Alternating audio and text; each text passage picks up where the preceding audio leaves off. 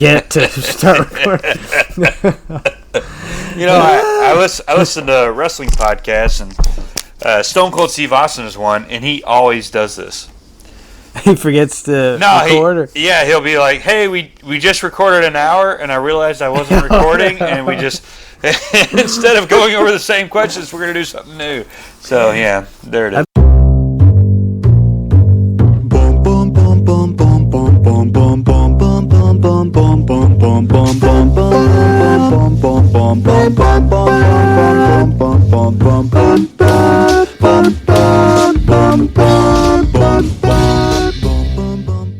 Hello and welcome to the Catholic Nerds Podcast, your pro-life source for quality Catholic nerdery. This is Scott, Mary, and Cody. And tonight we have a special guest with us. I feel like we've done this all once before since I forgot to press record last time. But his name, our guest tonight, is Doug Johnson. Yeah, hey, thanks for not hitting record. I mean, I gave up all my words. You know, a man is limited in how many words he wants to say in a day. He took up 75% of them, so, you know, ask your questions wisely. We'll see how this goes. I'm Doug Johnson. I'm Mr. Abby Johnson. Yes, there we go. I met her. She loved me. She came down the aisle and made it official. Yeah, that's what I do. Love at first, Doug. Yeah, well, no, it wasn't. But it only took me a year and a half to get her divorced and ready to get married again. Only a year and a half. That's not bad. No. That's not bad. You know, no effort on my part. That guy was the worst. So, you know, I was just there to soften the blow and be her buddy. So, and then next thing you know, we were in love. So it was a match made in College Station Glass Company heaven.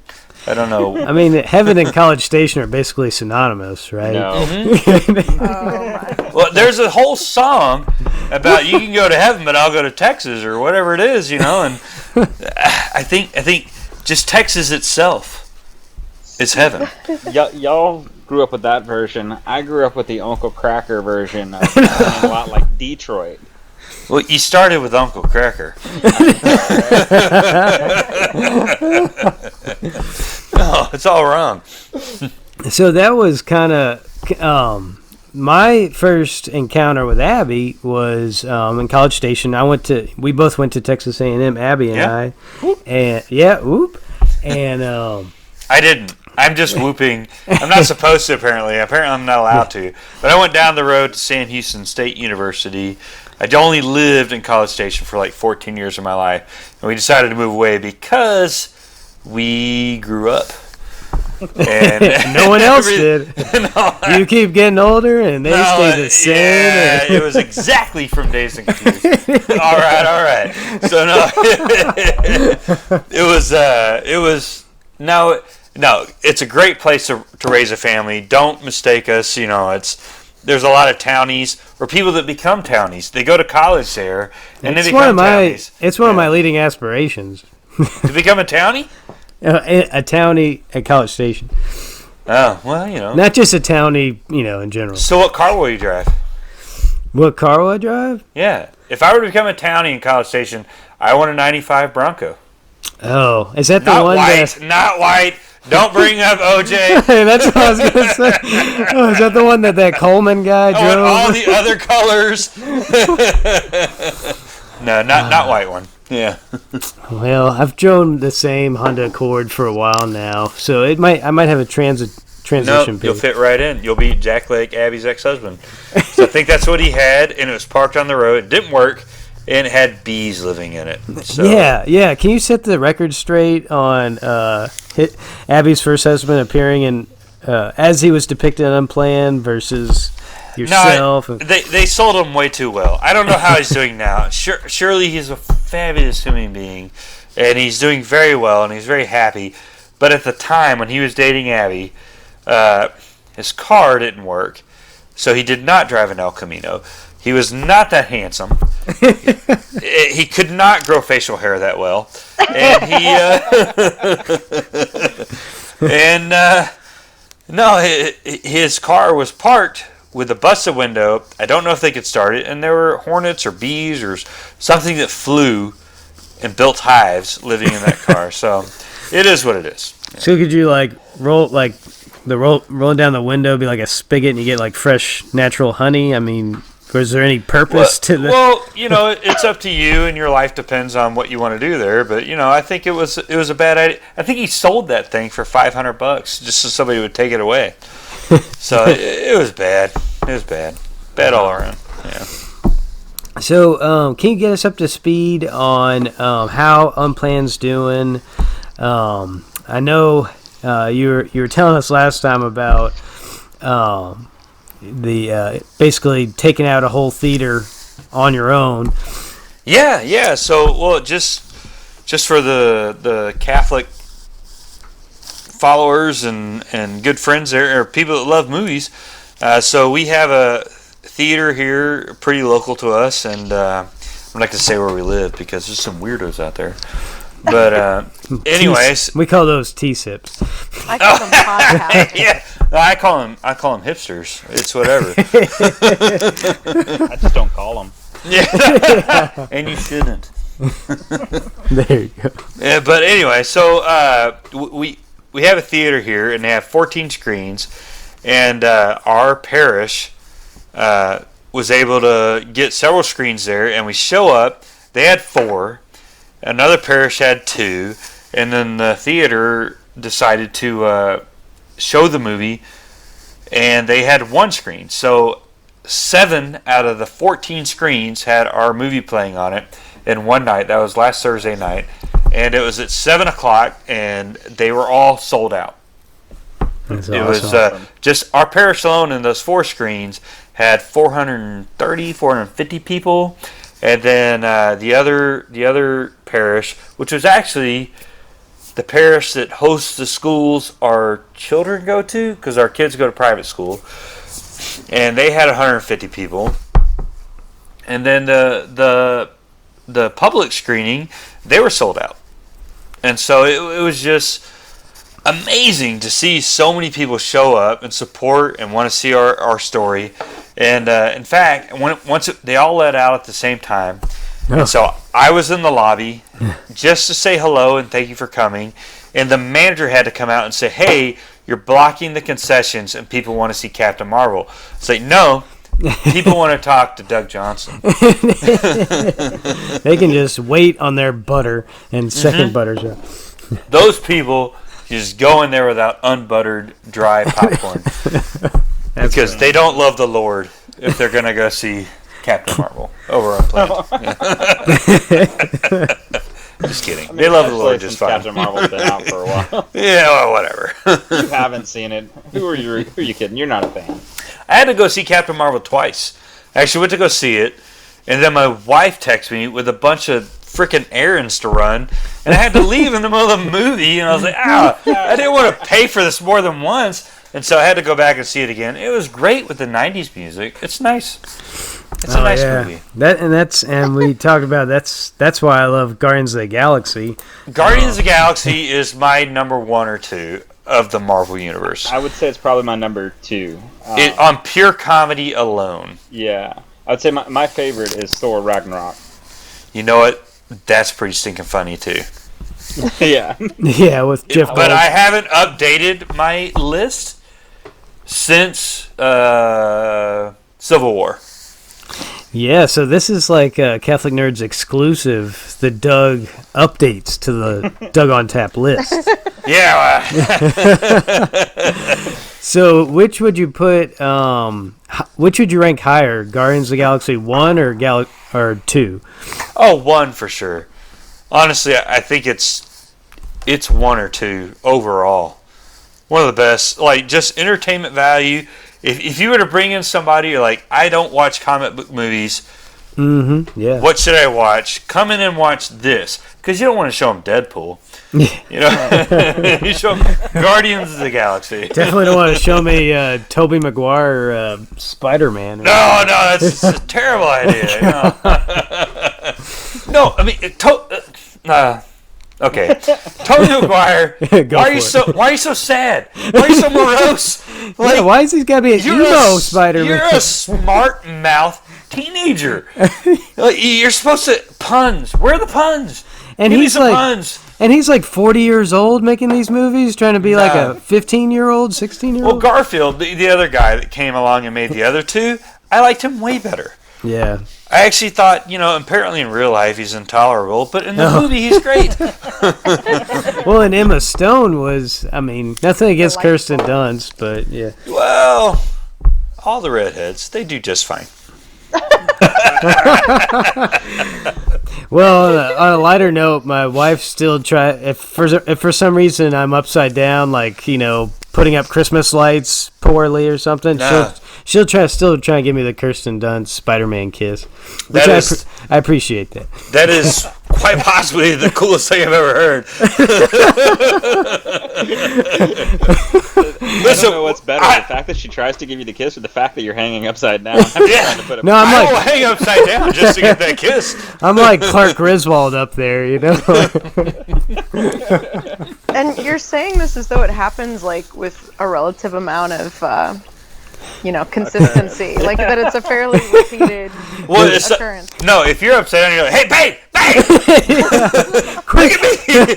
Quick, give me a kiss!" There's no blood going to my brain right now. Hey! Yeah, so now you're getting insight into my home life. Yeah, there you go. No, I'm. We're on our third run of Parks and Rec. Oh yeah, we just started our third run of that. I was just considering starting. I'm not lying. Like I was literally thinking yesterday. Well, no, because it was March 31st, the day that Ron Swanson has all his appointments. Okay. Yes. Oh, no. That's so. Is he not the greatest fictional human being ever absolutely created? 100%. He really is. Well, role model. I combined him with Red Foreman from that 70s show for my parenting. Like, how do I parent? How do I be a good dad? Ron Swanson, Red Foreman. Oh my boom! God. I nailed it. It's also why I bury silver in the backyard because of Ron Swanson. You're not supposed to talk about it. I also can't give out my address now. Yeah. Go to Scott's house and get the silver. I know, right? Yeah, but why is the Star-Lord falling in the pit? We all fall in the pit. You fell in the pit. We all fell in the pit. We all fell in the pit. It was Ben, the character Ben. Mm-hmm. That Leslie, what's his last name?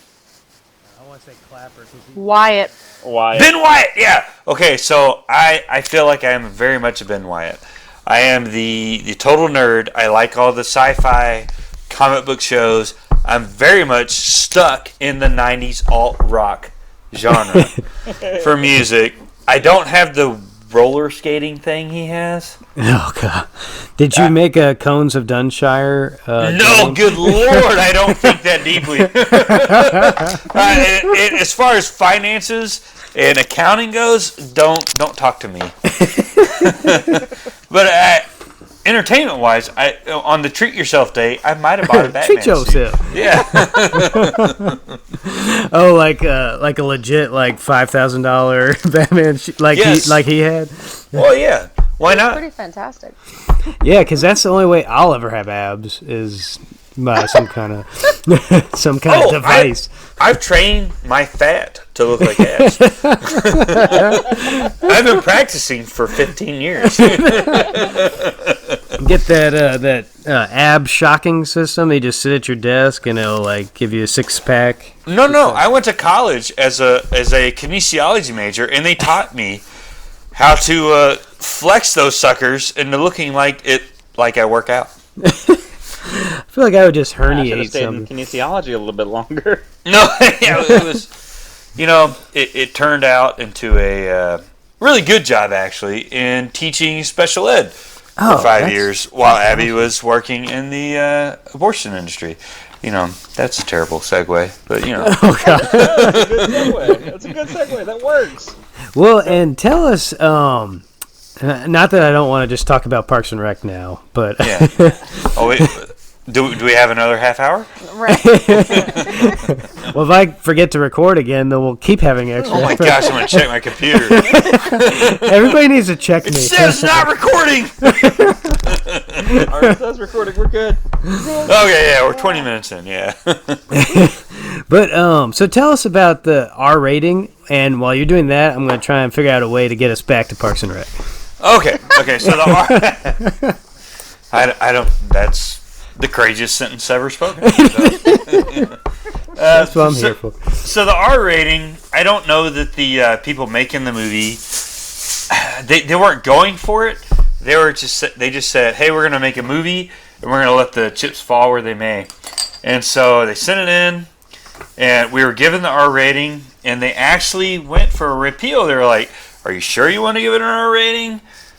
You sure it's not PG-13? You realize what you'll be admitting if you... Yeah, so you sure you want to do this? Because we're going to run with it. And they were like, yep, R rating. And so we were like, okay, so you're admitting an R, in my interpretation, nobody else on the team says this, but R stands for reality of abortion. So within the first 10 minutes of seeing our movie, you're going to see that. And there's no other way to describe it. You just have to see it for yourself. And to be honest, if you are pro-abortion, you need to see what you're supporting. If you are anti-abortion and you're apathetic and you're just like, well, I don't believe in abortion, that's all I have to do, you need to see this so you can get off your butt and go do something about it. And that's just in the first 10 minutes. The full 90-something minutes of the film should inspire you. Oh, absolutely. We're not just trying to preach to the choir. We're not just trying to say, hey, this is why you should be more pro-life. You can't be more pro-life. Like, either you're pro-life or you're not. Riding the fence does you no good. And in fact, riding the fence is how I ended up married to a pro-choice woman as a pro-life man. And so, and that story will take another 5 or 6 podcast episodes, but we'll get into that later. Let's do it tonight. And so, but either way, I'm gonna write a book, and it's gonna be called "Our Life is an R-Rated Christian Film." and everybody's gonna buy it. It's gonna be a bestseller, and I'm gonna go on David Letterman. David Letterman's gonna come back just so I can go on his show because I don't like the other shows. Well, maybe I could do Jimmy Fallon, not Kimmel. No, Kimmel hates God, I'm pretty sure. And he was on Win Ben Stein's Money before that, right? Yeah, he's kind of the worst. Yeah. And he had what's his name? Adam Carolla. Yeah. Was part of the Man Show, and Adam Carolla was like, I don't deny being a turd for so long, but what I will tell you is we should have. We're adults, millennials are children. We should tell them they suck, right? I'm sorry if y'all are millennials. I don't know. But, I'm not really sure what I am. No, it's just. Here's what I think. I feel like people under 30 years old, 50% of them, how not to give a limp hug. How to hug someone. I'm always trying not to impale somebody in the larynx with my bony shoulder. That's what I wish somebody had taught me. You know what? To heck with that. Show your love, bro. Just get in there and hug somebody. I'm an introvert, but you know what? Hugs brought me out of that. Hugs helped me. Hugs mean something, and so do handshakes. The Johnson family is really good at hugs, I should point out. We are very good at hugs. We're full frontal hugs. I understand the side hug. Whatever, you don't know somebody that well. You want to side hug somebody. But if I know you, good Lord, full frontal hug. Let's do this. Let's love each other. It doesn't have to be weird. Michael Jackson, he's gone. you know, he's gone away. Still a little fresh. I'm sorry.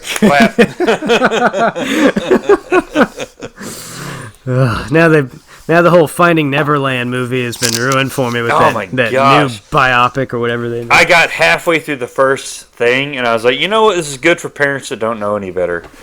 That's it. That's the only people who need to watch it. Because who's surprised? Yeah. Seriously. Anybody surprised? Raise your hand. Macaulay Culkin's family surprised? No. No. All right. So what were we talking about before we got off the R rating? Mm-hmm. Yeah, we're talking about the R rating. You know what? It's 12 and up. Go see it. That's the R rating. Oh, and I keep wanting to say when you mentioned that one of the things that Abby does so well, and like when she came to New Roads to speak at our pro-life, our little pro-life group, she does such a good job of activating that kind of that latent pro-lifer that just needs to get out in their butt, get out there and do stuff. Yeah. I was gonna say, like, Mary and I when we went to see it opening weekend. It wasn't very planned, so we went and saw it. Never gets old. Never gets old. That's great. Anyway, gets me every time. We went to go see it, and especially that part. Like I was right after that, I was like, I actually understand why it was rated R. Mary and I both worked in the Right to Life ministry. Worked with Louisiana Right to Life for years, and we do trainings. We handle the videos and pictures and all the stuff, the things that I was used to seeing, and I've become somewhat desensitized to a lot of it. And basically, it hit me. It impacted me as well, right? And kind of gave me more encouragement to get off my butt and go do more. We've since having kids, we hadn't been able to do a whole lot, but that's just an excuse. We need to get out there and do stuff. Yeah. Well, with people are like, how can I do more? With what T said, like, so I'm going to answer that question. How can I do more? Well, you have to explore your talents, right? And you're like, well, what am I doing? Honestly, I'm home with 7 of children and an 8th on the way. I mean, in a few months, I'm going to have... Congrats to y'all, by the way. Yeah. Thank you. You know what? We couldn't be more proud. And we're going to have 7 children under the age of 6 come That June. is awesome. Yeah. That's like some kind of time paradox. Like in Event Horizon. Well, we didn't find a wormhole taking our home to heaven or to hell. Excuse me. we went to heaven. Yeah, this is the Catholic version of Event Horizon. But I'm here raising these children. My goal is to get them into heaven. I want them to vote correctly. We have to raise them. That's your job, right? That's one of the things you can do in the pro-life movement is go out and be fruitful in your marriage, and then actually raise them in your values. Yeah. Right? And so you share that with them. And people are like, oh, how do you feel like a man? Because your wife's out there earning all the money and you're home doing the domestic stuff. Well, you know what? My kids see me serving them. Does that make sense? So when we get up Sunday morning, I cook a lot of bacon. And then I let them eat said bacon. I eat half, they eat the other half. It's fine. I'm a bigger human than they are. And then I go put them in the bathtub, and then I got their clothes picked out for Mass, and then I get them dressed, and then Abby eventually in there somewhere she wakes up. I don't know. And then we get the van loaded up, and we get there in time. And honestly, every year we show up for our parish fundraiser just so we can buy our parking spot because they auction that sucker off. Because we are definitely the biggest friggin' family in our parish. And so we buy our spot, we get there, and Abby takes all the boys in, and I take all the girls to the cry room, and I don't know what's going to happen after number 8 shows up, because that's a spoiler. Because we've never waited to find out what sex our child is until now. Oh wow. I've never been able to wait. Well, neither have we. Yeah. This is killing me. I don't know what to paint a room. Or if I should throw away the boys' clothes or buy more girls' clothes. I don't know what to do. It's nuts. I think the answer is always to buy more action figures, more Legos, more Lincoln Logs. Right. I mean, exactly right. Even if another kid's not on the way. Even if you don't have kids. That's all I'm saying. Well, aren't Lincoln Logs kind of the coolest toy ever? Yes. I feel like not enough people recognize that. Did y'all have constructs? Anybody here have constructs? Is that like the bricks made out of... Well, it's gray and blue bricks. Like, you had these long logs, and you connect them with these tiny blue connectors. I guess I'm the only one. I made swords. I made forts. I made all these things out of those things. No, I had the Lincoln Logs, but I never had enough Lincoln Logs. So now that eBay exists, I can go and buy my kids like the 1,000-piece Lincoln Log set for like $10 on eBay. Yeah, I'm not doing that. And we can make our own home out of logs. There you go. But anyway, tell us about the man van, too. The man van? Oh, yeah. So I have this Nissan NV. It's a 12-passenger van. The envy of all the neighborhood. Yeah, oh, no. There's 2 more in my neighborhood. Wow. No, it's that cool and popular around here. Like, when you drive by another NV driver, you give that fist of solidarity. You're like, nice. Yes, I see you driving by. We drive the same van. It's the NV, like the letters NV, or the letters NV. But yes, that's a fantastic description. It's the NV. So I like it. It's a 12-passenger van. We've almost filled it up, and just the other day we went to a drive-through safari. And opened that sucker up, and the boys got to meet a white buffalo up front. I'm pretty sure it licked all of them, which weirded them all out, but it was a great time. And so no, I mean, you can open up the roof. No, you can't open up the roof. Okay. That's unfortunate. But no, we opened up. It was the side door. It's not. It's not like a minivan where you get to open on both sides. It only opens on one side. Well, if the giraffe was coming from above, y'all could have recreated Jurassic Park and the Jeep Grand Cherokee or whatever they had. I can't show my kids that yet. They'd be terrified. I actually showed them Jurassic World, and it was bad. Because it didn't go well. That should have been rated R. Are you kidding me? Now, did you show it to him because the Star-Lord was in it? I showed it to them because there were cool animals in it. And they were so terrified. Oh my God. When we went to that friggin' drive-through safari, like, is something going to fly down and pick me up and then throw me in the mouth of somebody else? No, it was bad. It was a bad, poor parenting decision on my part. But hey, but you live and learn, right? Yeah, you make decisions and then you just make fun of it and record it and post it on social media. Share it with the world. Yeah. I'm a little worried about Jurassic Park's reception in my house too, because my wife won't even watch it. It terrifies her so much. My wife won't watch it because she's scared of anything that swims in the ocean and anything out in space. Dinosaurs, that's just a whole other level. So I've never even tried to show it to Mary. Just Mary's had to cross my mind. What's Mary's thoughts? Oh, I don't watch that. Okay. I do not go to there. What is that in air quotes? I don't watch Jurassic Park. I don't watch any of the Jurassic Park. Too many things being eaten and... You know what? You need to watch The Fly. The original The Fly. And then you go into Jurassic Park.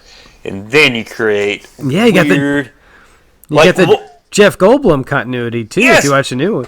Yeah, what if the dinosaurs were to age, right? And you're like, hey, let's recreate humans. And they found something, some weird mosquito bite, right? And they're like, we got Choco Goldblum DNA, and they recreate Jeff Goldblum. Okay. And he becomes the game master. That's fan theory there. I think we're going to have to flush that I out actually before. took that off of fan theory, sorry. Oh, dang. Had to inject it. So God creates dinosaurs. God destroys dinosaurs. God creates man. No, I think God allowed dinosaurs to, they weren't evolved. They didn't know what they were doing. They couldn't find any more tree stars. They didn't have Twitter. Opposable Oh, Treestars! So yeah. Movies every child should see. So Doug's got a really good list. Let's see, what's the name of the list again? Oh dang. Movie my kids have to watch. That's it. Yeah, movies kids have to watch. Number 1 on there is beautiful. The Goonies. Which, And they've all watched it, and they don't get it. what's not to get? I was 7 years old when I saw this freaking film, and it became my favorite movie, and it stayed my favorite movie all these years. And Sean Astin too. I feel like I've grown up with Sean Astin being in all my favorite movies. Right. He got lifted up over your heads at Rudy. He was the hero of Lord of the Rings movies, not the books, but the movies. He carried the guy that carried the guy that carried the guy that carried the ring. He made it happen. Yeah, Sean Astin's. And he has a fantastic spot in Stranger Things. Oh, yeah. Cool. That's what I was going to ask you about. So that makes it harder for me now to pick my number 2 favorite Sean Astin movie. I mean, I guess it's Lord of the Rings, but number 3. A TV show, but yeah. But Bob Newby. I mean, yeah. Massive spoiler alert for Stranger Things 2. But Sean Astin as Bob Newby in Stranger Things 2, so good. I was so disappointed with his end. Well, I wanted him to continue on. He was just that good a character. And as we know, like, Barb never came back. So Bob Newby's... You can't have good things in said storyline. No. It has to go badly. But didn't you love how the Duffer Brothers were like, X marks the spot. What is this, pirate treasure? Yeah, that was awesome. Oh, I love that. Cody and Mary, we didn't leave y'all behind with the nerd out Stranger Things, huh? No, I've actually watched most of Stranger Things. I don't know if the next season has come out yet or not. So no, it hasn't yet. July 4th. Yeah. Okay. So, a confession that I'm not all that into it. It's enjoyable, but I'm not like nerding out like you guys. So you're like 15, 16 years old? You did 80s, 90s on this thing? So I was born in '89. Oh! Yeah. I was born in 78. Yeah. I was born in 83. All these things. Oh, man. All the things. I was born the day after Return of the Jedi came out. I went to see Return of the Jedi with my bio dad. It's one of the few memories I have with that. Another podcast. There you go. That's what. Well, speaking of Jurassic Park, that's one of my best memories of my dad, who's passed away now. He actually took me back to see Jurassic Park in theaters a second time. Oh, nice. I think with Stranger Things, you have all the best 80s references, right? Oh, yeah. Especially Ghostbusters, Busters, Aliens, Predator, all the things are represented. And if you're a D&D, like if you're a Dungeons and Dragons fan, you got that. No, I didn't do that. Sorry. I always wanted to. It was like what all your age of kids, the cooler older kids were doing, so I always wanted to do it. Yeah, Scott, it's never too late. Oh, you better believe I'm going to try and get... My little brother Matthew does it a lot. Oh, man, maybe I don't want to do it anymore. So with the Goonies, surely all of you have seen it, right? Yes, absolutely. You understand this is the ultimate adventure for preteen children. I mean, it's pirate treasure. I mean, it's Richard Donner, who did what he did also the Superman Princess movies. Bride. Oh, yeah, which is like number 4 on your list. Number 3 on your list. Yeah, no, The Princess Bride. I mean, listen, if you want a quotable movie, oh yeah, you go with that. Oh, absolutely. With my movies, I feel like my kids they need to see all the Star Wars films. So when somebody says "I love you," and then my boys will say "I know." Yeah.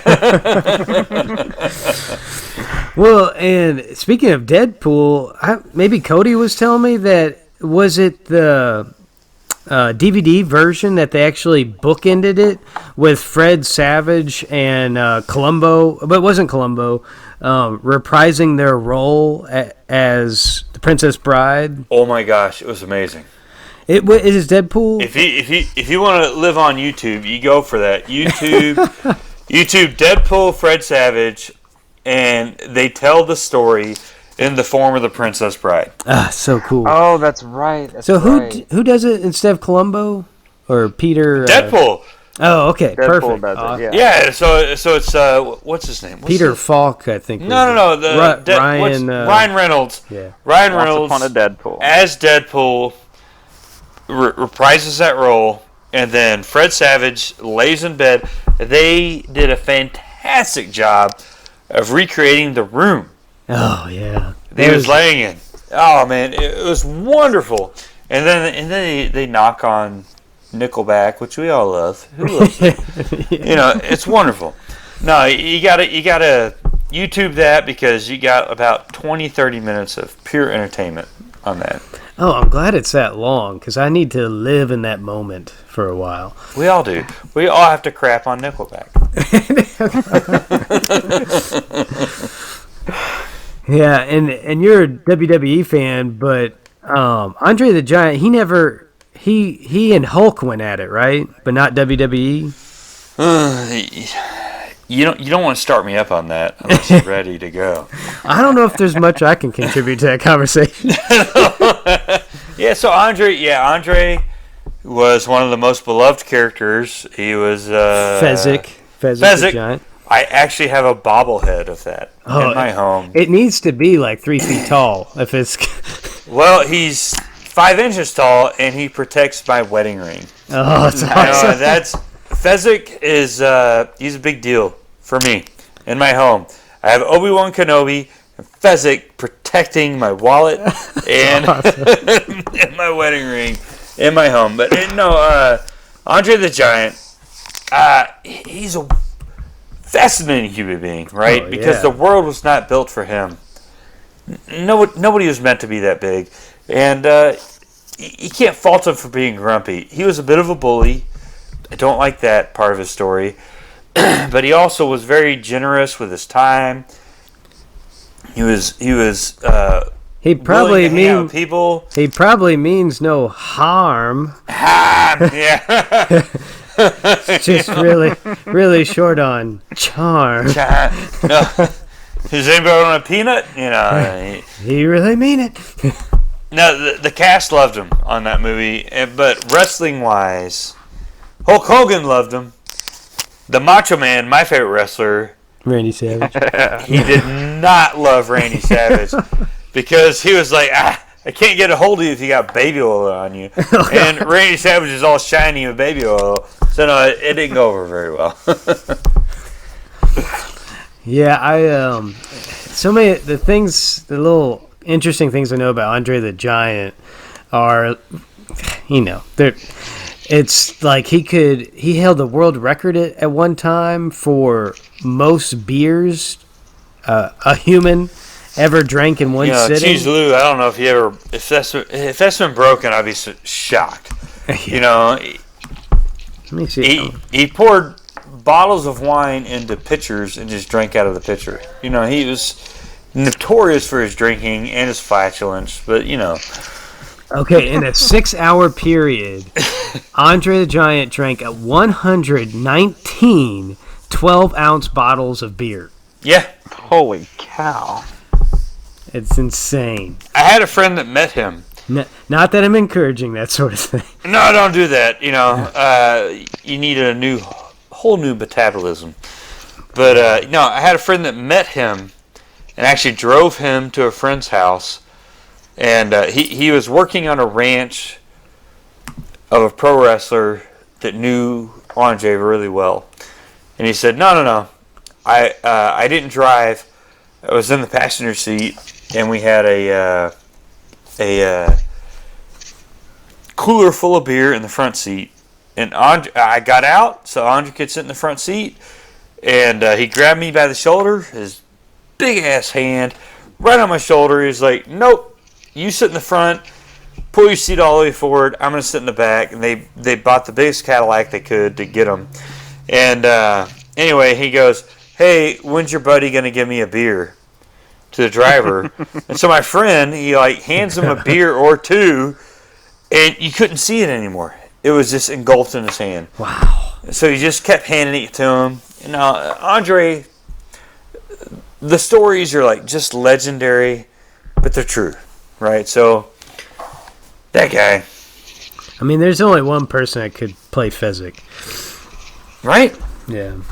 He was the best part of the movie, in my opinion. So what beers are you guys drinking? Well, do you want to go first, Cody? Or? No, you go ahead. I'm unfortunately not drinking any beers right now. I've been doing this thing called Exodus 90. Oh man, good for you. Yeah, so I'm out on the alcohols right now. Well, so I was driving home, and I was like, oh, man, we're about to interview Doug Johnson, and what's the subtitle of the blog? It's like beer, bacon... Beer, bacon, and babies. Babies, that's it. Yeah, that's it. Yeah, the 3 great things to start with letter B. And I was like... Along with brownies. Oh, yeah, brownies. I'm not thinking of anything else. Boba Fett. Yeah, no, let's stop. Boba Fett. Yeah, Boba Fett would be my other one. That's good. Yeah, Boba Fett. Yeah, go Boba Fett. Oh, and the beer that I'm drinking, it's a Bach. So I was thinking...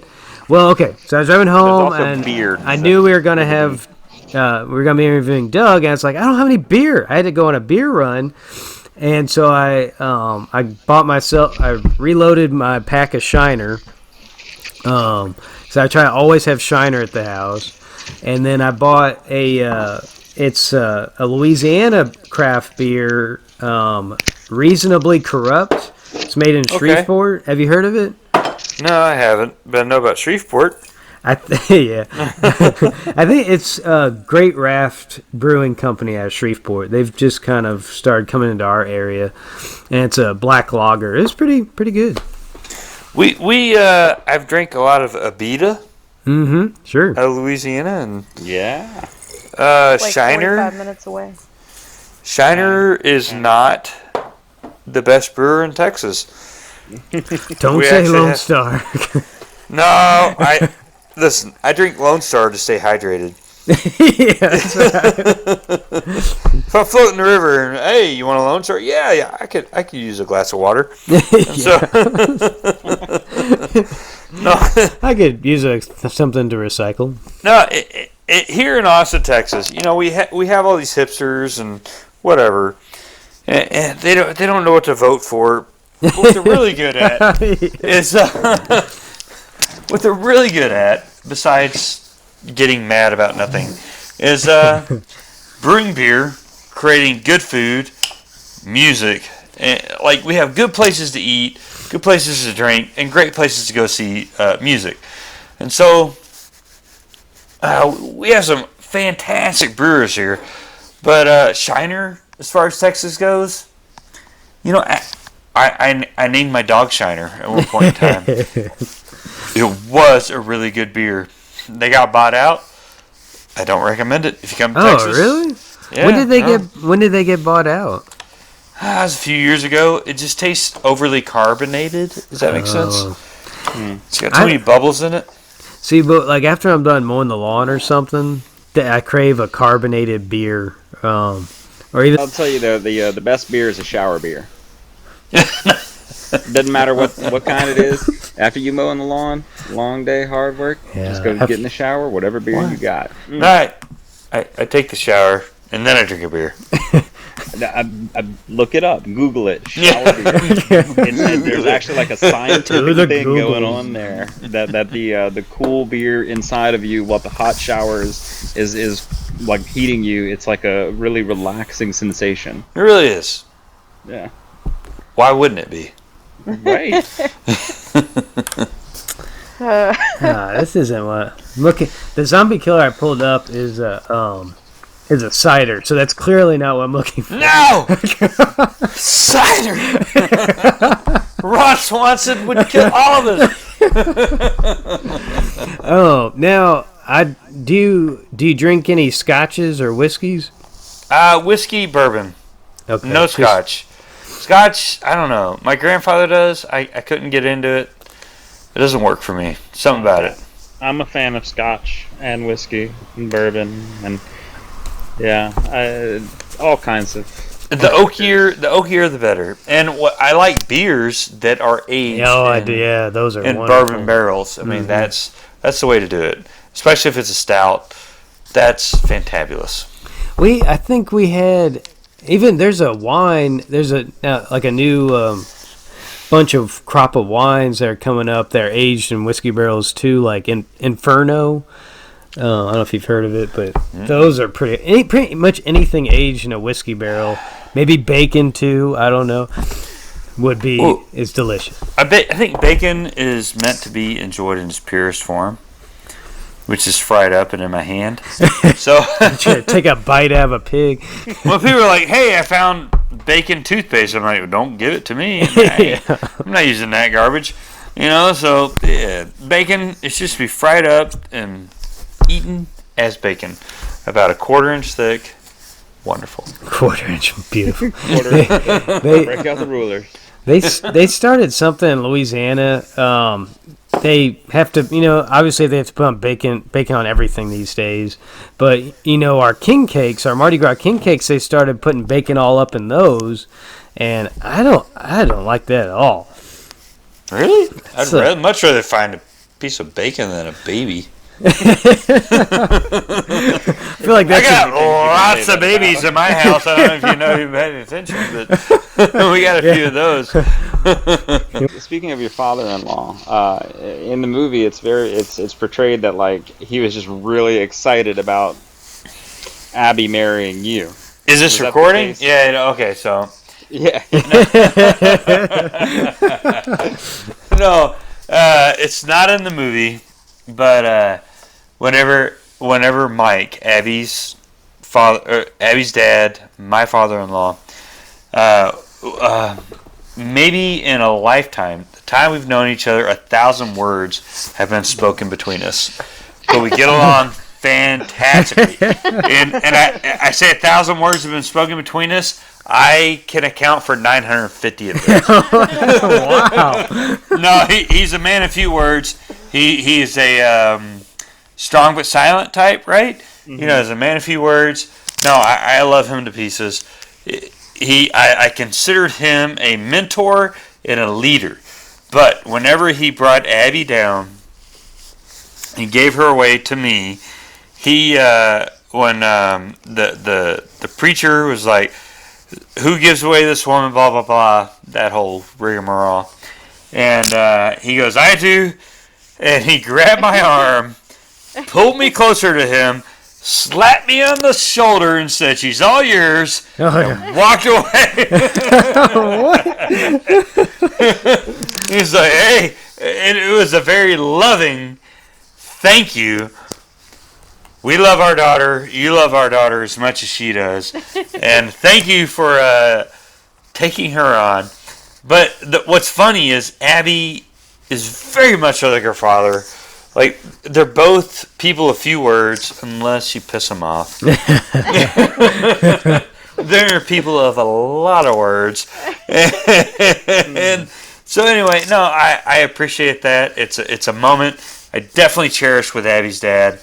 Just the fact that he was like, he came down, he's like, "So glad you're taking her, and you're going to marry her, and you're a wonderful guy. And I think it kind of plays out in the movie because they were very prayerful in trying to get Abby out of there. And there was a point where even I was like, I'm done. She's here. I don't want to get divorced. I just got to support her. And there are other ups and downs. I got to write a book on this thing. Yeah. But my book is going to be called Our Life is an R-rated Christian film. Nice. But anyway, so with Mike, Abby's dad, he was like, yeah, take her. But he was the only one. Even when Abby's mom was like, I don't think she'll ever quit. And Mike was like, I have to believe at some point she will leave that job. And so Mike, I think, her dad is really an unsung hero. Probably the most prayerful person in Abby's story. Just being like, no, she's going to do it. She's going to leave. She's going to walk away. And she did, and with me, I was there for all of it. And so my story kind of parallels Abby's because I had to have a change of heart. Because there were times where I didn't like the pro-life movement because they sent death threats to us. Yeah, not a good way to win friends and influence people. Well, it's not the best advertising in the world. And that's something we really loved about the movie was that y'all weren't afraid to show the jerks among us in the pro-life movement. That there's effective people and not effective. Right. There's good and bad on both sides, right? And so, and with Abby's boss, Cheryl, air quotes on that, she's, it's not her name. Abby's former boss was very affectionate towards Abby. They had a very good mentor-mentee relationship. She was not very nice to me because I expected Abby to be a mom and wife first and not a Planned Parenthood employee first. And so she didn't care for me. And then, but anyway, in the movie, I think the gal that plays Abby's boss is kind of portrayed as like this heartless, horrible person. Yeah. I think when people need to watch it, it's kind of more the abortion industry, not so much Abby's boss. Does that make sense? She kind of represents the industry, more or less. Yeah. She definitely speaks for Abby's experience with Planned Parenthood. I'm not going to say she speaks for Planned Parenthood because they're gonna come out and say, "Oh no, we believe these things," which no, you don't. And so you're actually kind of terrible. But they're going to say, with Abby's story, Cheryl kind of represents how Planned Parenthood treated her. Does that make sense? Yeah. Okay. Yeah. Because at the point when Abby left, her former boss couldn't even look her in the eye. And so the movie goes like the book does. It goes through Abby trying to leave and what is Paradowski, the y'all's attorney that helped get her out and that sort of thing. Okay, gotcha. Okay, well, so when Abby tried to leave, she just wanted to go find another job. We were like, oh, okay, well, she's left. She's had a change of heart on the issue of abortion. Okay, cool. We're going to announce it. And then Abby's going to go on and find another job. But before all that could kind of just flush itself out, Planned Parenthood, her affiliate, took her to court. And they're like, we don't want you talking about what you know. And so then all of a sudden, what's funny is Planned Parenthood made it public. They took it to the news. Yeah, exactly. Yeah, right. They're like, hey, this woman left us, and we don't want her talking about what we know. And so everybody's like, what does she know? And if there's a movie, we're gonna make it R-rated later on. Yeah, no. So like Mike Huckabee and all these other Fox affiliate, Fox News and EWTN and the 700 Club. Everybody was like, cool. We want to do a story with you. I'm telling you, like, as soon as that happened, within a day, Abby had a lawyer, agent, a book deal, And like we're gonna sell. What socks do you wear? We're gonna sell that too. You know. Of course, we didn't go with that, but we need Planned Parenthood going after our podcast. Absolutely. You know what? Let's bring something up. Come and get it. Let's come and get this. You know. But with Abby, they went after her full force, and I remember the day she found out, because she was the two girls in the movie that are friends that went up against her in court. Yeah, that was kind of heartbreaking. It was heartbreaking in real life, because those two girls, the one that came in the office and was like, "Hey, what's up?" and Abby's like, "Hey, I'm leaving. I'm going to go. Do you want to come with me?" Okay, so that girl in real life, I'm not going to give her name, she came over to our house for a couple weeks working on a resume. Yeah. After everybody left. I mean, if you watch the movie, you need to it's an accordion, right? You squish it, you bring it out, and the movie, it's a 90-minute movie. It should have been a 10-part series, 2 hours per episode, right? Yeah. And so maybe Netflix will pick it up. You know, I've been talking to HBO. They're not on board. They just want to keep on with that the robot cowboy thing. Oh, the Westworld. Oh yeah. How confusing is that? But I love the Yul Brynner version back in the day. It's great. And Michael Crichton wrote that originally. Yes, he did. But the thing is, okay, I'm going to get off on a tangent.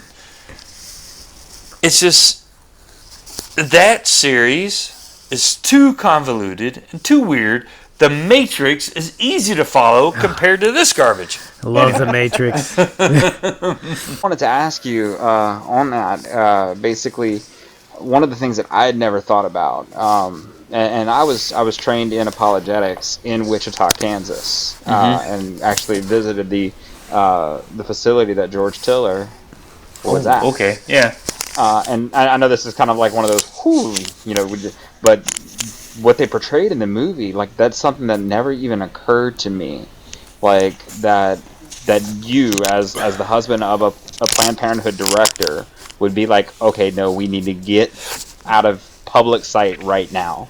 Well, is that kind of how it was? Yeah, in a sense. I mean, Abby remembers that day much better than I do. But what I remember about it is I didn't want her to go back to work. I didn't want her to go back. I didn't know what was happening. Like, once we got to a safe place, as far as I was concerned, our home was a safe place. You know, I don't know when the movie... I don't think Grace was at her parents' house. If whether she was or she wasn't, there's a very good chance we went and stayed the night there. And so, but when she went back to work, I was kind of like, are you sure you want to do that? Like, is that safe? Because, again, we've gotten death threats from the pro-life movement. Pro-life in air quotes. We've gotten threats from people that claim to be pro-life. Yeah, there you go. Yeah. And so it kind of rocked me because, you know, as a protector, as the person in our family is supposed to be like, oh, no. This can't happen here. My wife can't be shot in church, and we can't be blown up in this situation or that situation. I don't know what they're thinking, and so I had to get her out of there.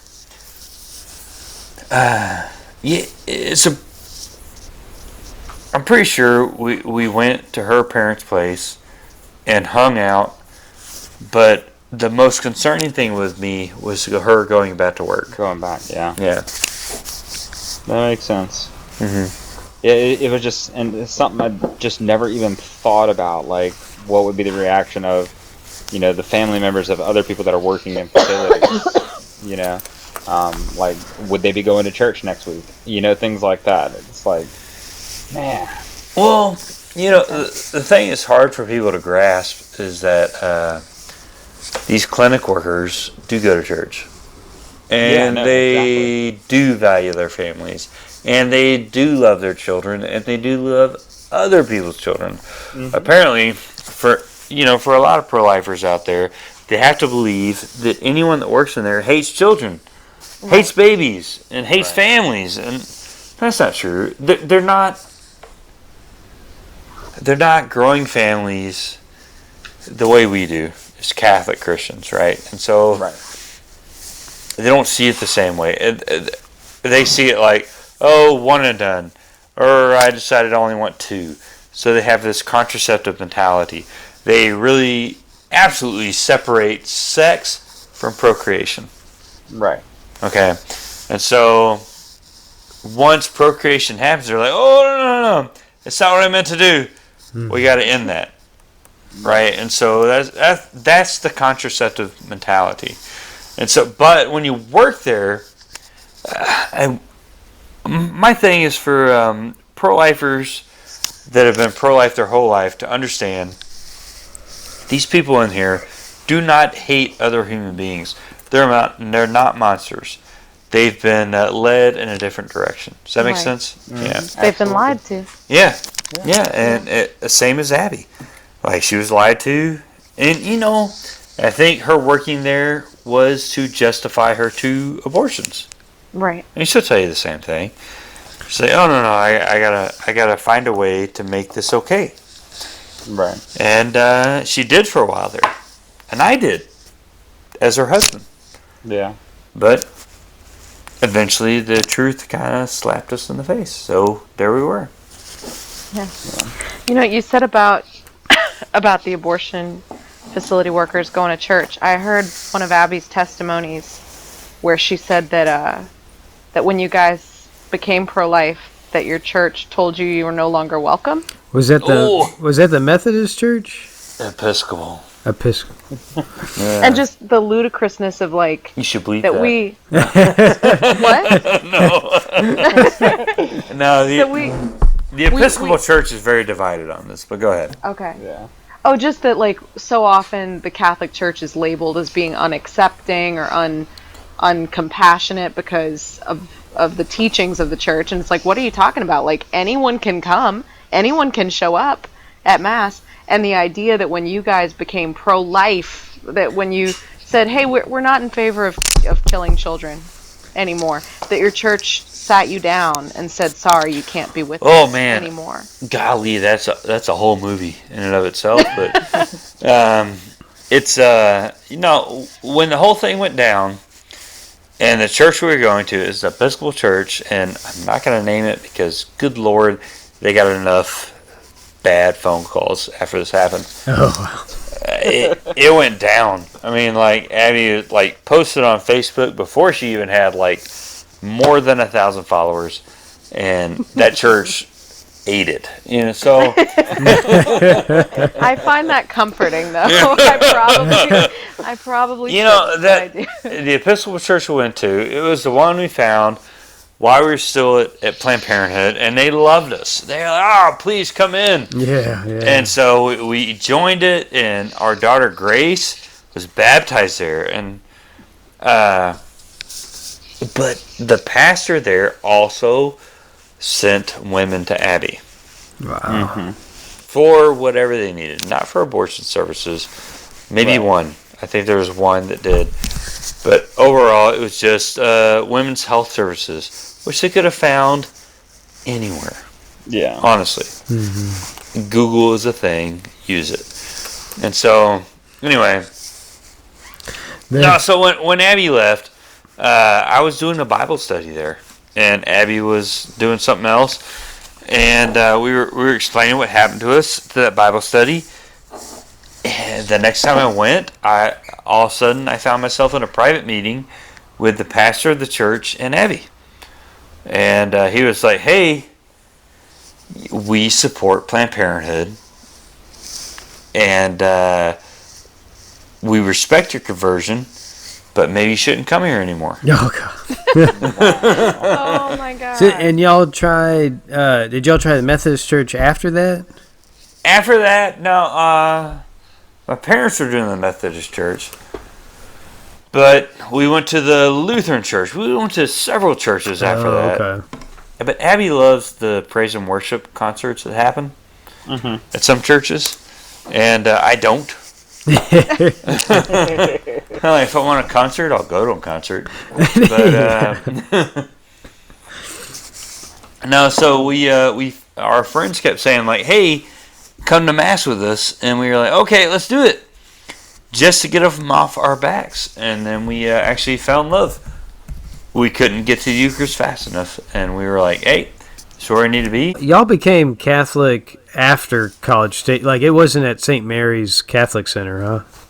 No, St. Mary's is where we did RCIA. Oh, it was? Cool. Yeah, with Marcella June, shout out, man. Look that guy up. He's awesome. And so, no, we did it one-on-one with him. He didn't want to do it with us, with the big group, because they were like, they're going to ask Abby a million questions. It's going to be coming about Abby's story. He just wanted to do it one-on-one with us. It was fantastic. And so we got to ask all the questions. He gave us some great books. And to be honest, okay, so he gave us Theology of the Body for Beginners by Christopher West. Yeah. And I read that, and I was like, oh my gosh, I love everything they're saying about contraception and birth control, and just are the design for marriage and what we're here for. And no, I'm on board with this. And I went home, and like 2 days later, Abby was like, "Hey, I'm going to take out my method of birth control, or IUD." And I was like, "That's the sexiest thing you've ever said to me." That's awesome. That's so cool. But we're going to make more people. I was so happy. Did y'all just had Grace at the time? We had Grace. She's probably about 3 or 4 year old. Okay, I got you. At the time. And anyway, so she took that out, and we started trying to, and then, birth control, it does something to your body. It's another reason not to take it on. It's terrible for you. But anyway, so there's a point where Abby was like, I don't know if I can go to the Catholic Church. I don't like this, that, and the other. And I said to her, I was like, well, just so you know, I'm going in with or without you. And she goes, cue the YouTube music. Yeah. Stop it. Okay, we'll get into U2 in a moment. But no, she was like, okay, you're standing firm, I'll go with you.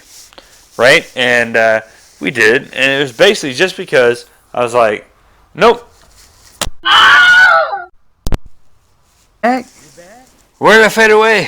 You're like, this stupid podcast, I hate these guys. One of my kids came in the office and closed my computer. Oh, that's awesome. He like shut it and ran off. I was like, go to bed. Did he you didn't even know he was behind the laptop screen? All of a sudden you just snapped shut and you saw his little face or something. Leading up to a climax. There was a point where Abby and I were coming into the church, and she told me, she was like, hey, I don't know if I can do it. There's things I have a problem with. And I told her, I'm going in with or without you. Cue the YouTube. And, yeah. And then she goes, well, okay, I guess I'm going in. And it's one of the few times where Abby is like, oh, wow, my husband has something to say. Anyone that knows Abby Johnson knows that is not a feminist thing to say. She's just that strong a personality, and I know when to speak up, and I will do when I need to. And so, anyway. That's what she said in that testimony that I heard was, she was like, he had never put his foot down quite like that before. Yeah!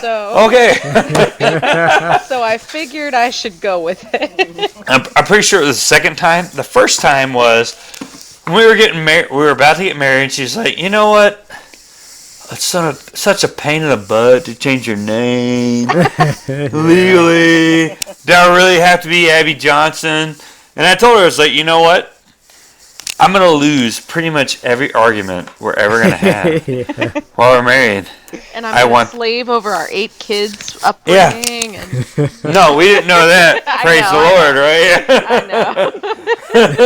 right? I'm going to do all the parenting. I don't know if you know this. But I was like, but listen, I want this one. I want to win this one.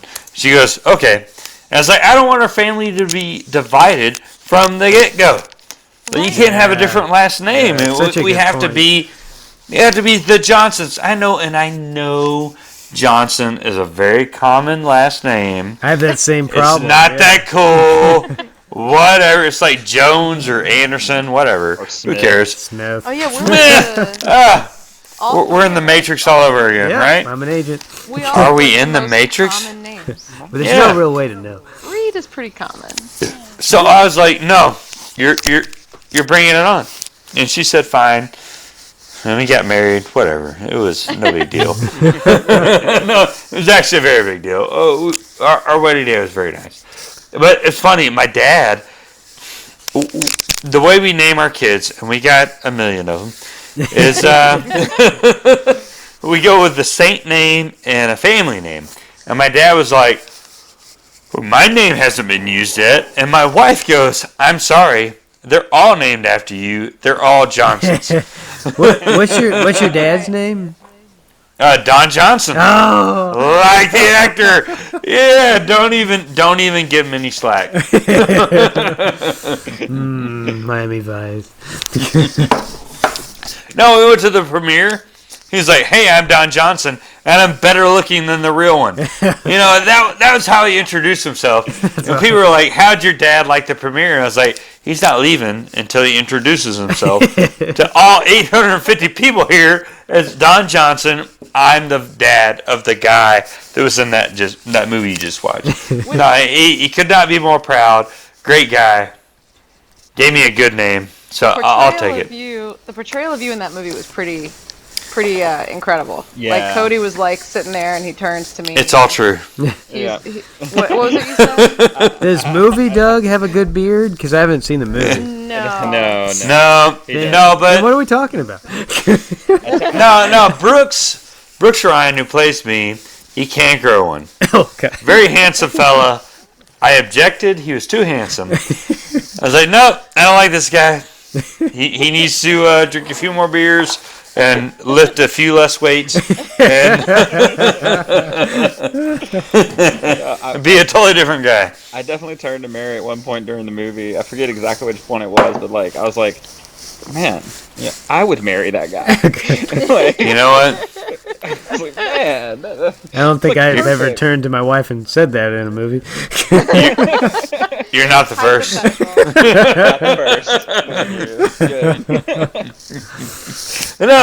Brooks and I we've actually become very good friends. And what's funny is he did not research me. He did not call me. He didn't even look up Abby's book. What? Nothing. He went in with the script and he made it happen. And I think it's one of those God things. He did a fantastic job. Yeah, Well, no, absolutely. And we've heard, the actress that plays Abby, that story's made it around. I guess Ashley, yeah. Are there any other God moments that you want to share with us, like behind the scenes kind of stuff? Oh man. Is it like the filming? How many hours do you have? It's 11:32 here in Texas, but wasn't it like the filming of The Passion where you like all these crazy things? Oh, nobody got struck by lightning. God, no, God willing, nobody will. With Ashley's story and finding out how she came to be, that's fantastic. Google it, Ashley Bratcher. Whoever's listening to it, but. I'll tell you another story. Like with Ashley and Abby. Abby and I were doing some interviews. I think they'll make it on the B-roll of the DVD. I don't know. Bonus features. All right. Yeah. Go look for it. But they asked us some pretty amazing questions. And Abby told a story about there's going to come a day whenever I have to meet my unborn children, and I'm going to go. Peter's going to be there, I'm going into heaven, and I'm going to be greeted by thousands upon thousands of children that I helped abort, and they're going to say, I forgive you. Yeah, wow. You're welcome here. And she was like, my own 2 children that I aborted will be leading the charge, but those 22,000 plus will be there as well. Like, saying, I forgive you. And what's funny is Ashley kept texting Abby and was like, hey, I got this story to tell you. And it was like, I'm busy. Let's do it face to face. I want to hear your story. I don't want to be a text story. Like, I want to hear it face to face. Hold on to it. And Ashley was like, okay, I'll hold on to it. And then Abby kept being like, let's just wait. And Ashley was like, I really want to tell this story, but for some reason the Holy Spirit was like, no, stop. Wow. Wait. And so we get to the scene after Abby and I recorded talking about where she gets to heaven and she's greeted by the children and her children that she had a part in aborting. And anyway, so we get there and I was like, hey, Ashley, what's your story? What did you want to tell Abby about? She's like, I was praying over this scene. I can't tell you what scene it was. I wish I could. And she was telling Jesus, she's like, hey, I need motivation. I need to know what I'm doing here. Why am I doing this? Why am I here? And she got this vision, she was told, of she was there at Heaven's Gate, and she was like, hey, all these children are greeting you, and they're like, this is why you're doing this. All these children here in heaven. Okay, and she's like, I'm at Heaven's Gate, all these children, and they're like, you're making this movie for us. Wow. Okay? And so she told Abby that story, and Abby just started crying. And I was like, Ashley, you're not going to believe this. Abby just did an interview where she talked about one day she's going to get to heaven, and she's going to be greeted by all these children, and they're going to forgive her for what she's done, including the children she has aborted.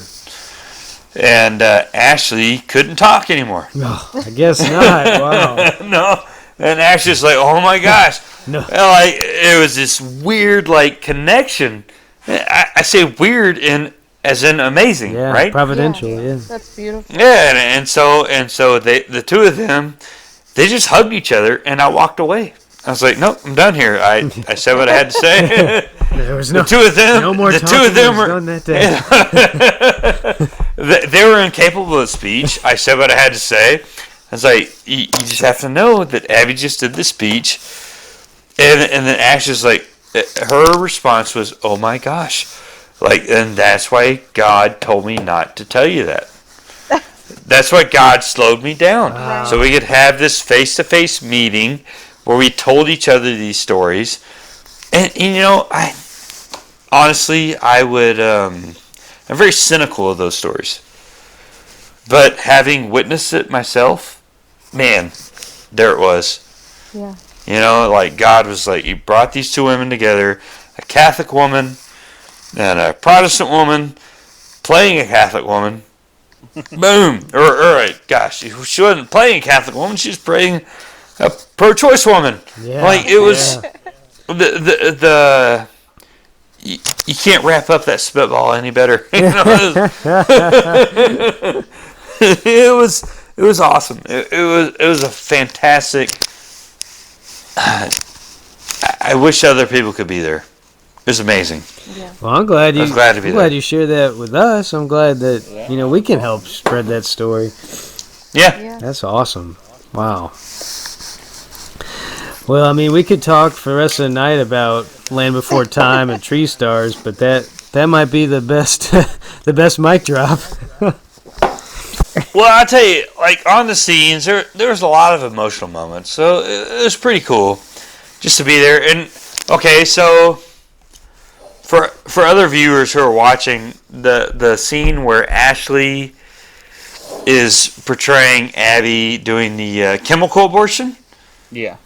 So you saw it where she's in the bathtub and she gets in the shower and she's passing these huge clots, super painful, like she's going through, oh my gosh, horrific pain. Whereas Planned Parenthood was like, oh, it's an easy passing of the whatever. Yeah, and they're like, oh, no, it's no big deal. Okay, so that scene for Ashley, and I love Ashley Bratcher. I love her husband. He and I have become very good friends. Anyway, so when Ashley did that, when you see her throwing up in the toilet, she's legitimately throwing up in the toilet. Like, that's some serious method acting there. You know, yes and no. Like, she didn't volunteer to method act. It happened to her. Wow. Right? So God, I think, gave her that searing pain in the gut. And she couldn't hold on. She legit throwed up. You're not watching acting. You're watching the real deal. Right. Okay, so, like, with what happened with Addie in that day, and, you know, we were friends. I knew about her divorce coming, and she told me it was, you know, as a pro-life friend to her, I was the only one that knew. Does that make sense? Yeah. Okay, so Abby took herself there. I took her home. I dropped her off. She said, it's no big deal. I'm going to do this thing. And I went off to play volleyball with some friends. And she was texting me, being like, hey, where you at? What you doing? And little did I know, she was miserable on the floor of her own apartment. So, you know, it's just a little insight, kind of what was happening. And, you know, people are like, how'd you marry her? Well, I was a party to some of the worst parts of her life. But I was also trying to be her friend. And then you fall in love past the point of deal breakers. That's where we were. So, there you go. I think that was one of the more beautiful moments of the movie. Whenever I forget the exact line, but it was like, "I'm gonna love you no matter what," kind of thing. Yeah, It was a really beautiful moment. I was like, "Oh." No. That might have been the moment I turned to Mary and said, Yeah. I would marry him. Yeah. no. It was more like, I'm taken. I would marry him. You know? Yeah. Nah, the thing is, with all this coming out, I'm like, again, when do I burst their bubble? That had these other. There was a lot going into that, so you know.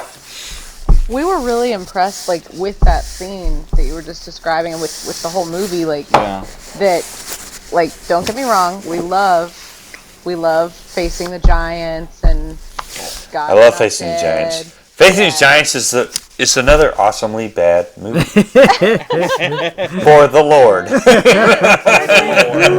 great. I wouldn't invite my pro-choice agnostic friends to watch them with me. No. You know? Special more time. made for the Don't give choir. Mamo. Right. They've got that kind of, you know, touched by an angel quality to them. So we were really impressed with y'all's movie that it was much more, I don't know, it was real. It felt real. Really real. Well, I don't know, like with the doctor in the Beam Me Up Scotty scene. He is a doctor that came through Abby's ministry. That's right. And then or none. Awesome. So he's a former abortionist doctor. When that scene was happening, I was like, Cody, I think that's that former abortionist. Wow. Who does Dr. Levatino. videos. Yeah. Yeah, and it was harder on his wife than it was on him. Because she was like me. She was a pro-life leaning human being. And she didn't like that he worked there. And once he left, she was like, oh, good, he left. But when he went to go film that scene, she said, I've never seen him in that element. I never went there. I never witnessed it. It's our first time to see him doing that. And what people need to know with the movie is he walked in and he was like, nope. And he moved the instruments, moved the tubes, everything in that scene. He set up how he would have done it in real life. Wow. And that's what adds credibility to the story. No one can say this is just movies. Right. Well, and the nurse was like, hold her down. Stop squirming. Yeah. She was a party to more abortions than the doctor, Wow. Dr. Levatino. So she has been there and seen it. Yeah. Are there other cameos that appeared in the movie? Oh my gosh! Obviously, Lila Rose. Let's do a whole other podcast on cameos. I know. Sounds Like, I was good. like, there's so many close-ups of people that look familiar to me, like from like videos I might have seen or interviews or something like When that. Lila Rose popped up on the screen as a news anchor, Yeah, Cody and I burst yeah. out laughing, and I don't think other people in the theater knew who she was. They were like, "Well, that's an odd moment," No, Lila is one of the nicest, sweetest people you ever meet, and she has a picture in every abortion clinic out there. Right. As in, don't let this woman Right. in. Oh, wow. You know, and so she started that when she was 16. I know, right? She did this when she was 16. I mean, she's amazing. And she's a wonderful human. And we love her to pieces. We were just so glad to have her a part of our story. Yeah. But with the other cameos, so you had Dr. Levatino, Lila, and the stream put out a really phenomenal. Hey, if you missed it, here they are. Here are the cameos. But what was really fun was Abby's, and then there were none. A lot of people work for her. They got to be in the movie. That's Really? awesome. Yeah, so you look for a sweaty Meg Weber, who is Abby's right-hand man. She's in several scenes post-abortive. She's sitting there with water sprayed all over her face, like, oh my gosh, I had an abortion. Mm-hmm. She's sitting in a chair, and then we have Amanda Willie, and she came in for a chemical abortion, so she's kind of behind Abby. But the most important to us is Heather Gardner, who is working for Central Texas Coalition for Life here in Astin. Okay.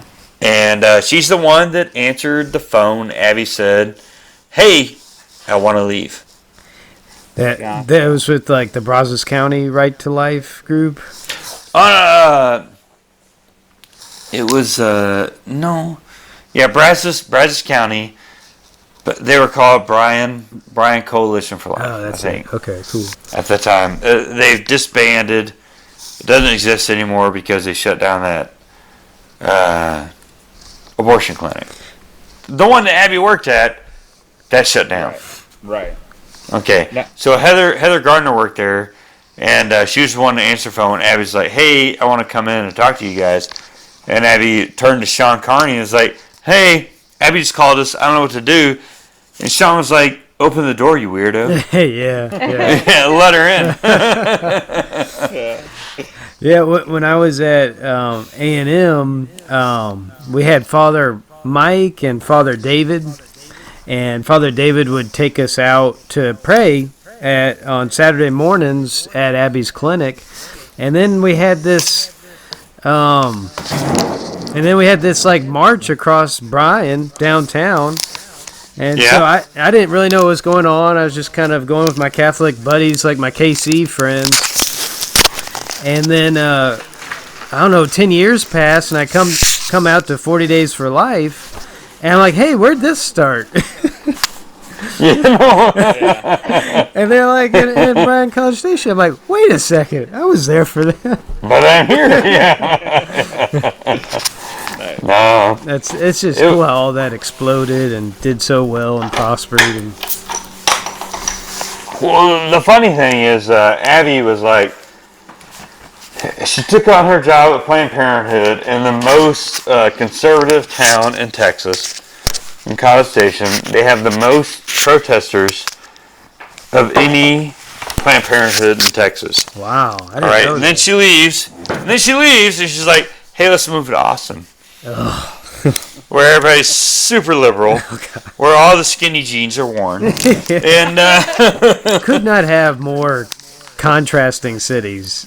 oh no, and then she's like, hey, where's the fight? I'm going. You know, and that's just Abby in a nutshell. Yeah. And a gigantic unexplainable nutshell. Now, I was also curious, like as far as the cameos go, that last scene, whenever they pull the sign down and they have all the women, with the candles and stuff. Did they put out like a casting call for like post-abortive women? Yes, there are several. I can't name them for you. Okay. But yes, there are a lot. I'm guessing the guy driving the thing was somebody as well. Like who? Come on with it. Look, who do you think it is? I honestly don't know. I recognize the face, but yeah, you do. I'm not sure the name. It's Mike, the MyPillow guy. MyPillow guy. Yeah. Oh, from the infomercial? Like, yes. That's like from the breakfast cereal, the tiger. Is that who we're talking? No. Okay, so the Unplanned movie, they made all the money they can make to make the movie, and they were like, "Oh my gosh, we need another $1 million to get started." Wow. no big deal. And they're like, "Hey, let's call Mike, Mike Lindell." That's awesome. I don't know who got his phone number, but they called him on his private plane because he made a bunch of pillows and has a lot of money. And they were like, "Hey, Mike Lindell, God told us to call you." Wow. They played the God card. You know what they do. Always play the God card if you have the God card. So, if you can, do. And they're like, "Hey, we're making this movie. This is what it's about. We think you should be a part of it." And Mike was like, "Well, tell me the plot of the movie one more time." And Mike was like, "All right, well, give me a minute. I'm going to pray with my fiance, and we're going to talk about it." He hung up with him. 3 minutes later, he calls him back and is like, "Hey, I'm going to wire you $1 million." Oh, that's awesome. He's like, "This sounds awesome." And he's like, "I want to be a part of this. I can't wait to be a part of this. Let's do this thing." And then, there you go. He makes a cameo in our film. And I'll tell you, when we went to LA to watch the premiere of the film, Mike sat right behind Abby and I. When the movie's over, Mike got up, and Mike is super available. He's very good about talking to people. He's very on. He's an infomercial walking around. He's like, "Hey, I'm moving my hands, blah, blah, blah. You know, I'm going to sell some things." But when the movie's over, he was like, "Hey, Abby." And he spent about 5 to 10 minutes, a very calm 5 to 10 minutes for him and for Abby, just saying thank you for asking me to be a part of your movie. I'm so proud to be a part of your story. He's like, I don't care what the return is. The return has to be lives saved. And that was his deal. That's awesome. And then he was like, "Hey, Doug, take a picture of us." And so, you know, it was highbrow, then it was the lowest of brows. And so, it was, that guy, I love that guy. I've spent very few minutes with him. I barely got to catch him and be like, "Hey, I'm Abby Johnson's husband. Thank you for supporting our film." And that was it. And he hugged me. And then he went on to thank other people for showing up to the movie. And he's just that kind of guy who's like, he will take the time to shake your hand, hug you, and talk to you. He's a fantastic man. And so with the other cameos, give them to me. I'll play them up too. Oh, we don't know. Oh, I don't know. We don't know. Okay, you know, It's a bunch of the faces, especially during that scene. It was like, hey, I've seen these faces before. I was surprised that they didn't stick you guys in there somewhere, unless they. No, they thought it would be a distraction. They're like, "No, we can't put Abby, your parents, your husband, your daughter. Y'all can't be in it." But they stuck some of our. Okay, so I'll give a shout out to one of our dearest friends, Heather Gardner. She has a cameo. There's a spot where she takes the POC, products of conception, from one lab to another. Mm-hmm. She looks like Phoebe from Friends. Okay. So, in other words, when you're out there praying outside a clinic, when you look in there at the people that work there, that's your next best friend. That's awesome. Right. Pray them out of that clinic. Yeah. Get to know them. And that's what Heather did. And here she is, helping me raise way too many kids. Too many kids for who? Not me. I love them. You know. I say a quick question. Like you were talking about, the movies. It's not necessarily for the choir, but I would also say like it is for the choir as well, because the choir needs practice. The choir needs to be called out sometimes. The choir needs to be told what to do a lot of the times. And so even for those people that are adamantly pro-life, who are out there doing things day in and day out, like this movie can be very impactful for them. Keep going. Keep going. Yeah. This is a movie for basically everybody to see. It doesn't matter how involved you are or not. This is something that I think is going to impact your life for the better. Okay, so to what you're saying, in the movie, in the book, it's addressed that Abby was raised pro-life, right?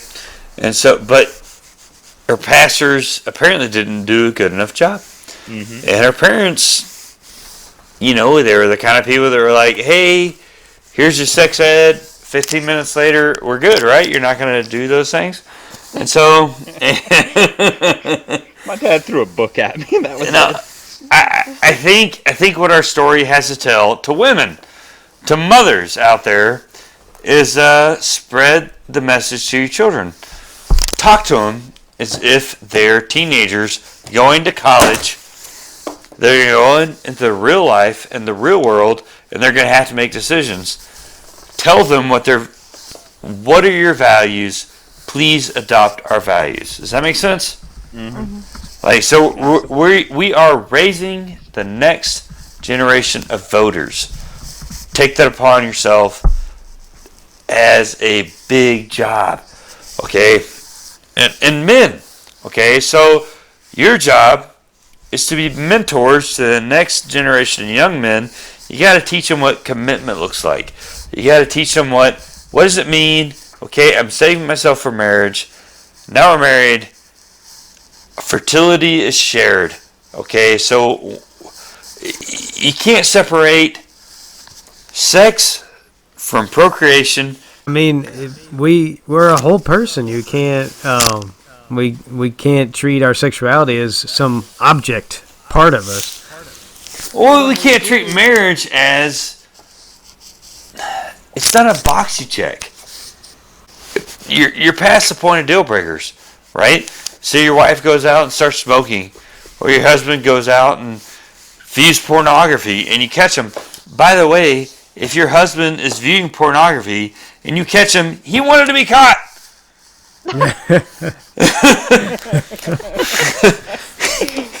he couldn't wait for you to catch him. I'm sorry, this is another podcast, but good Lord. My gosh, I'm giving all these tangents. How you gonna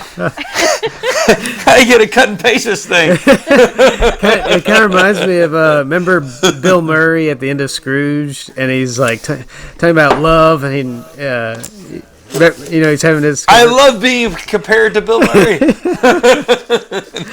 All we need is that child, that mute child, to say, "God bless us, everyone." God bless us, everyone. Okay, so I want to do this again. Awesome. Don't big time me.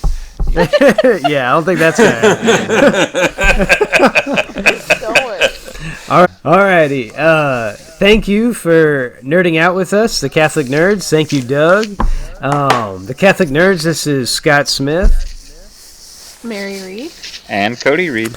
Go out right now, even though it might be in the middle of the morning. Go out and see Unplanned right now.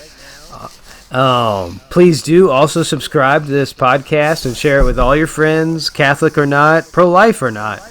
And remember, Goonies never say die, and neither they don't. And neither do the Catholic Nerds. Awesome. All right, amen.